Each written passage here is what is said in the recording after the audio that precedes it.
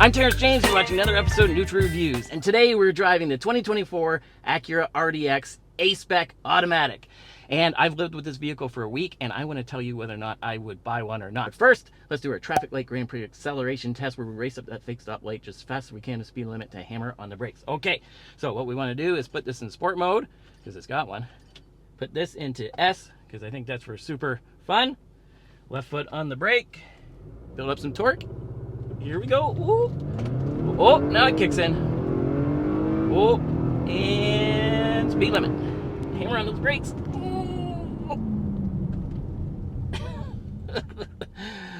Kind of like an old steamship coming into port, but not bad. We'll say pass. It's fine for every day. So let's go and take this for a full ride, tell you all about it. We want to take it on some twisty bits, the highway, and a shopping mall to park it, and of course lead to our final thoughts. So let me tell you the story about the Acura RDX.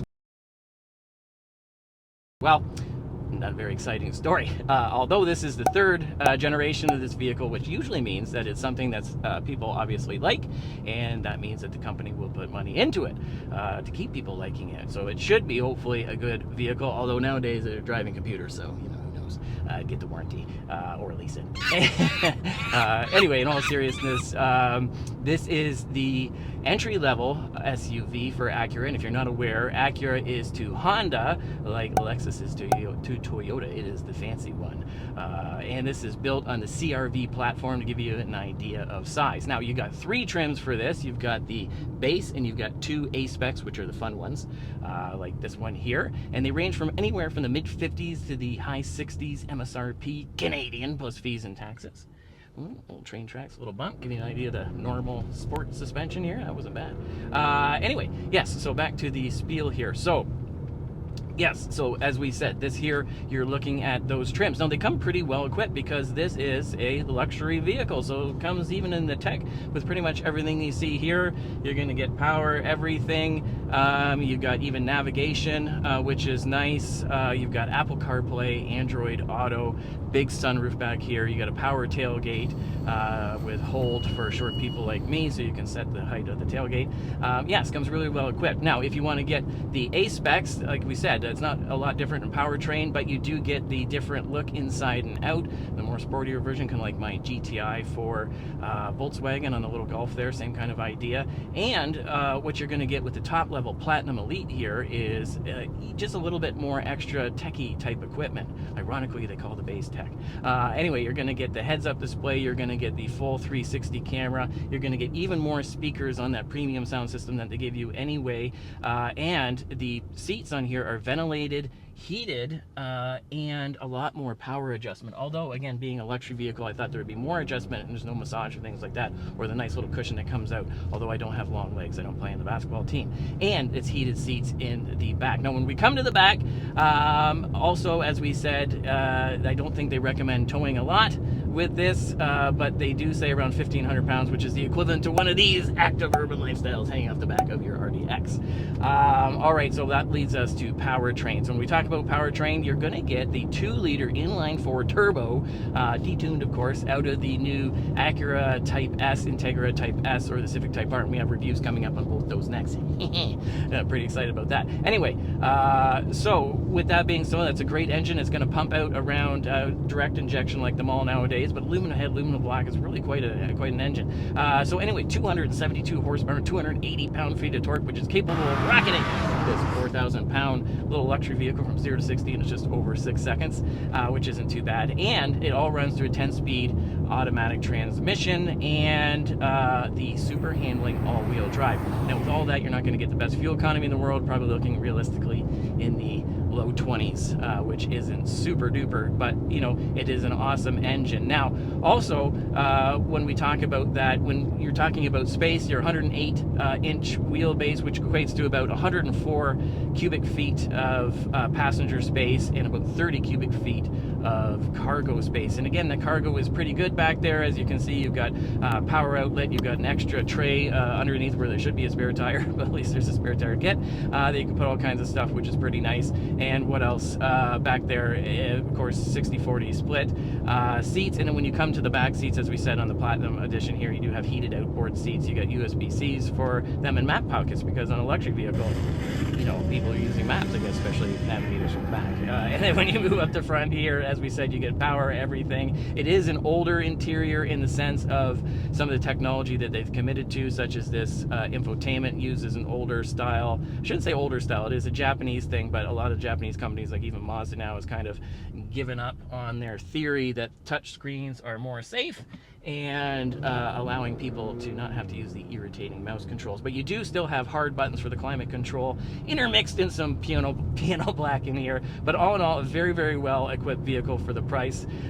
So as we said, for competition, you know, this is going against itself in the CRV, because the CRV you can get into the high 50s, and remember, this starts in the mid 50s. So and it's the same size, but realistically, you're probably cross-shopping a thing like a Volvo XC40 Recharge if you're into electric, very similar type vehicle, similar space and things like that. We have done a review on that, and any of the Germans, such as like the BMW X3, for instance, which is also going to be a great handling, luxurious little vehicle. But really, what the Acura has is a great price point and value proposition, because of the fact that it really never took off like Lexus did here in North America. So let's take this for a drive on the twisty bits and off to the highway and parking, and then we'll do a short walk around and final thoughts. Okay, we're off on the twisty bits, and the reason why we're doing these tests this way with basically going the twisty bits highway and parking lot is because realistically, to me anyway, the reasons why you use an SUV are, I can't have my fun car anymore, but I still want a little fun, but obviously I need practicality, comfort, luxury, and you know what I mean by luxury, some amenities, and it's got to be easy enough to get around town, so that's why we're doing it this way. So how is the sportiness of this vehicle? Well, I appreciate that it's still gas powered, no offense to electric or anything else like that, and it's still a traditional automatic transmission, but that kind of is also part of the thing that makes it not great. And reason being is, I find that, like, just watch. See, because there's this 10 gears, I don't know if you can really hear that, it almost feels like a CVT in the sense of there's a lot of little gear changes. It almost seems like it's holding RPM sometimes in an irritating fashion. And then also, even when I got it in sport here, it does, compared to my Volkswagen with the dual clutch, it does seem to be a little lazy at times as well, and it doesn't make the best noise, but again, it's better than the electric noise, which is not crickets.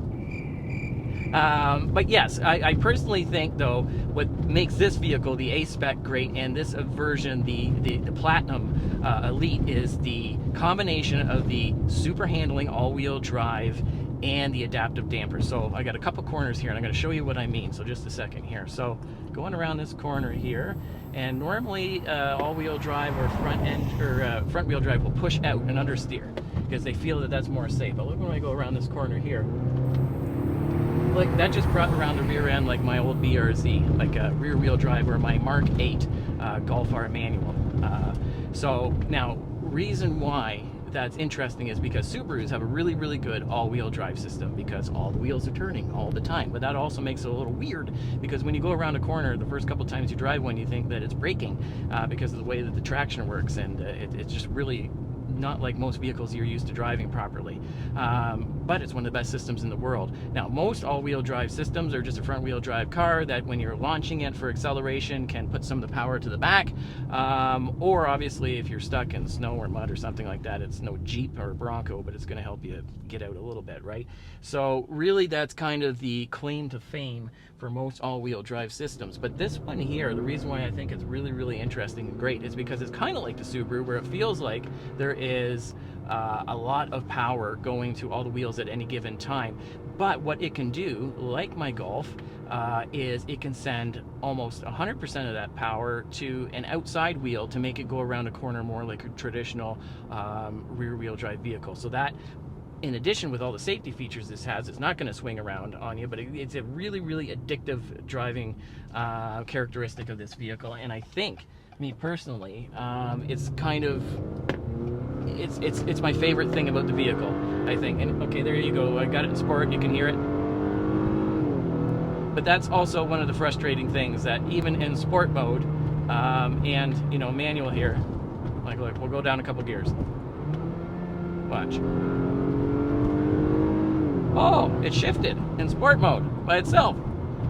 And about 800 RPM away from redline. So that's not fun at all. Now I get it that this is not the Type S version or anything else like that, but still, they've got paddles on here that look the part, but then they feel super cheap, and it switches the gears for you and doesn't make the best noise. So I don't really understand the A-Spec part on that, but again, compared to most SUVs, it does handle really, really, really well. Especially considering the weight and size, and yeah, it's pretty impressive. Although, as we'll go on the highway in a minute, when you do change modes, it does change its attitude in a good way. So let's go to the highway next. Okay, time for a highway and handling test, and as we always say, we're going to go a little faster than need be just to test out the suspension. So we still have it in sport mode, even though this is kind of more of a comfort setting type one, but I just want to see what it's like. So how does it hold this 4,000 pound body? Not bad, as you can see. Definitely better than the Forester that we had, but that one wasn't going for sportiness, and this is. So can we get out on the highway now? All right, getting up to speed really, really good here. We do have a good path. All right. So not bad. All right, so now let's put us in comfort here.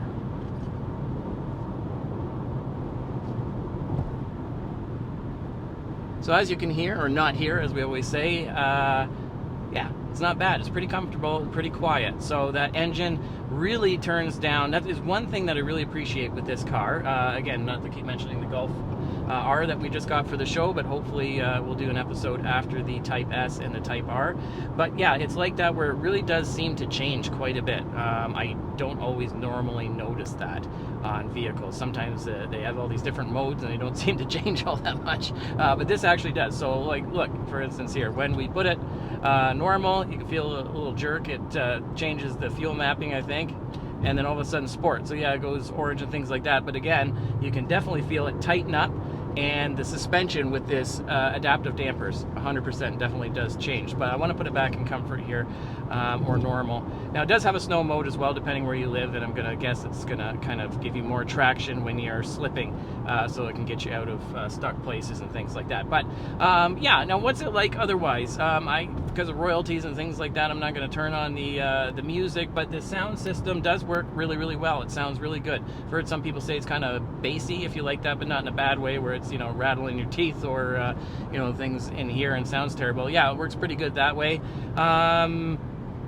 Good visibility. I do have to say these front pillars are pretty big up here. However, because of the way that the windshield is and where I'm sitting, I don't feel that it blinds me all that much at all, and I can see through the mirrors really good. I can see if I got little rug rats in the back. Be quiet! Like to have limo glass. Why can't we do that? Is that a luxury feature? I think it should be. Anyway, but no, in all seriousness, it seems like it would be a good place to be on the highway. You can easily have conversation. You can get on the highway easy enough, and it's quiet and comfortable. Definitely these seats. I drove from about 3 hours away almost to get this vehicle from Acura Honda, and had a great time doing so, especially with the ventilated seats. They don't work as well as my Golf, the ventilated, but it's nice to have nonetheless, and the different adjustability, things like that. I like the gauges. I like the fact that you still have analog. I missed that. My BRZ was like that, but still has the digital one in the middle that you can switch, as you can see, and get some different information and things like that out of. Yeah, all in all, it's a great place to be on the highway. The only thing I would mention is the heads-up display. Again, really crisp, really clear compared to my Volkswagen. However, not as much adjustability on it. And when it comes to the safety systems on this, one thing that I find that I'm not really going to test out right now is that with the Honda or Acura, this version of it, it seems when you're doing the actual lane centering, it kind of hugs whatever lane is to your left. So it does keep you in the center, but it keeps you more to the left, if you will. And I found that a little unnerving because I felt myself a little too close to the traffic beside me if I wasn't fully engaged using that system. But it does work. We tested out a Honda SI, and when I used that one, I said that I thought it was one of the best safety systems out there. I really like it, and I like that they give it to you for free. So let's do our next test, which is parking this thing and try not to scratch it. All right, it's park time, and we really hope not to scratch this brand new vehicle, because we don't want to scratch it and pay for that because we don't have any money. So here we go. All right, so we're in a little parking garage here in the mall where you're probably going to get stuck going, buying stuff you can't afford. So let's just see here. Ooh, this is tight. This is a lot bigger than my Golf or my previous BRZ. But I used to sell trucks for a living, Dodge Ram trucks, I mean, for years. So I am used to driving these type of things. So all right, we're gonna go up the up only here. And again, this probably is doesn't look impressive, but it's tighter than you think here. All right. Now, what's it like going around a corner here in the mall? Not bad. Okay, we're gonna try another tight corner and then park this thing over there. Okay, so another tight corner. This thing, like I said, the super handling all-wheel drive is really impressive. Just the way it kind of, it's just so nimble. It really is. Now, this vehicle drives fairly small. Like, it's not super small vehicle, but it's not big either. Big in the sense of lots of spots for your stuff, but I mean not so big in the sense of it's scary to drive. All right, so here we go. That's what the backup camera look like. So we got dynamic lines here, and we do also have the 360 camera on this version, like we said. Okay, so don't run into your Tesla. Okay. Using the mirrors, because I grew up way back when there was no cameras. And yeah, this is a tighter spot than you think. You're lucky, Tesla. Pass. All in all, I gotta say, not bad at all. Drives pretty small. I think you can get around town just good. So let's go to our final thoughts. All right, let's do our walk around and final thoughts. All right, so let's start in the back because, you know, it's an SUV. Now, in all honesty, reason why we want to go back here is partly for style. We haven't talked a lot about it, but that's one of the reasons why you're getting the Acura and the RDX, because it's a sporty little thing. Like if you look at the rear air diffuser back here and the exhaust, it does look the part, that's for sure, and they are real and not fake. And let's listen to how they sound. Not bad for nowadays. Now let's, well, one of the things I want to show you here too, what I do like when it works, oh, and it works right away, is that hands-free tailgate. That is nice, and that you can hold it up here and stop it for short people like me. So that way you can always grab it, and it does have these nice little handles here, which I like as well. Now when we come back here, as we said, no spare tire, which is kind of frustrating, but it does have the tire kit in the far back here. Now when you lift this up, yeah, see, that's that storage space that looks like it's got a drain that you could do there, which is nice, and the power outlet back here. So again, if you're going camping, things like that, or if you want to plug in that thing to try to prop up that tire, you can do that. But yeah, all in all, not bad. Now when we come back here, because yeah, you're gonna be stuffing people in the back, I would imagine, like baby moose. And as you can see from the B-roll, we could get baby moose in there. The back doors don't open up as far as some SUVs, but it was still plenty because of the size of this vehicle to get in and out. But what about me? Because I'm a full-grown 5'7", 150-pound adult. Not bad. I feel like, you know, if I was, you know, a few inches taller, my head would be creeping up to the roof here. But all in all, not bad. And as you can see from back here too, the visibility isn't bad. You can see around these seats, so hopefully, you know, you're not going to get super barfy. That's when I was a kid. It was a real treat. Yeah, and USB-Cs back here. This one has the temperature control, which is nice to have as well. You got cup holders in the middle, cup holders on the doors. I don't think the windows go all the way down, so you can't be cool. But anyway, so coming to the front here, because, you know, you're probably driving.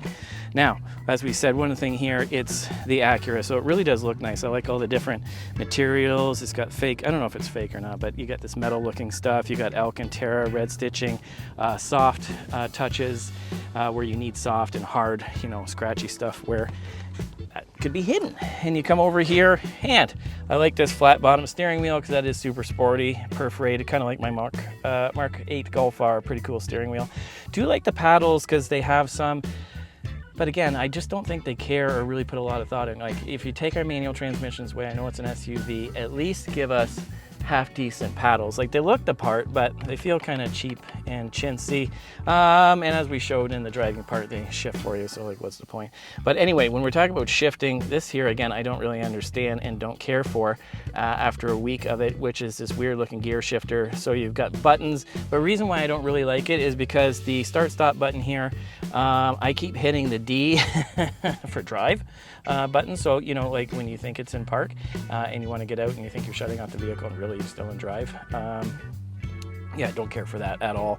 I don't really care about the gloss black. I think it looks nice. I get why people don't like it. I like the hard buttons for your climate control. One of the things that does kind of bother me though is I like this cockpit feel for the sportiness, but these vents really aren't pointed at me, and I was driving by myself most of the time, so I couldn't get as much cold air on me as I wanted. And with that said too, these seats, although they look really awesome and everything else like that, and are ventilated, the ventilation didn't work quite as well as I was hoping compared to my Golf.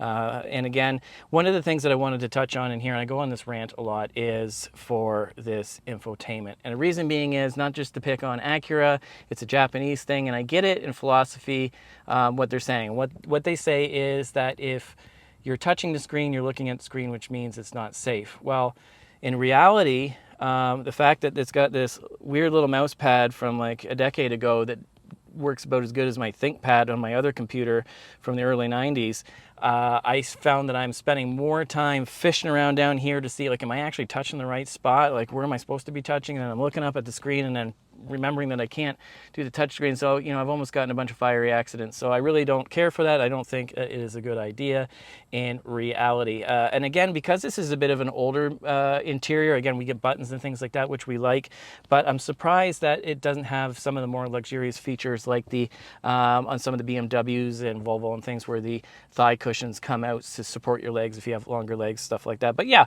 all in all, I mean, it's a great vehicle. It's comfortable. You got all the little doodads and things you'd want in here. And I think usually once you get that infotainment set to where you like, you know, for the most part, you're not fooling around with it too much. So I don't know if it's a deal breaker, but let's go to our final thoughts.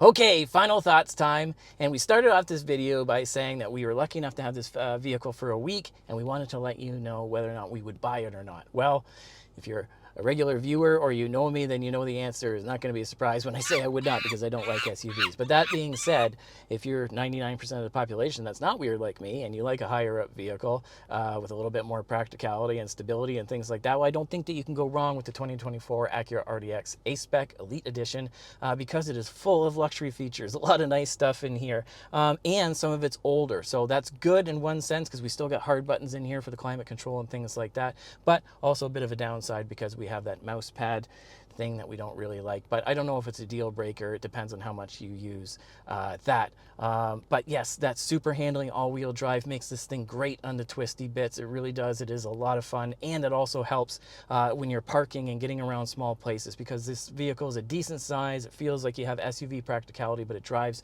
a little bit smaller and more car-like, which I appreciate. So all in all, I think this is a really great vehicle for an SUV. You're going to have some fun, some practicality, and some luxury, and it's at a good price point, and a great value proposition is probably the claim to fame for Acura and the RDX. Now, if you like this video, please hit the like button, subscribe, and turn on your notifications, because it really does help. And thank you to everyone that has subscribed. Please stay tuned. We're upcoming videos. We have the Acura Type S Integra coming up, and the FL5 Civic Type R. Super excited about these, and the new Mark 8 Golf R manual that the show bought as a long-term vehicle. So thanks for watching, and we will see you again next time.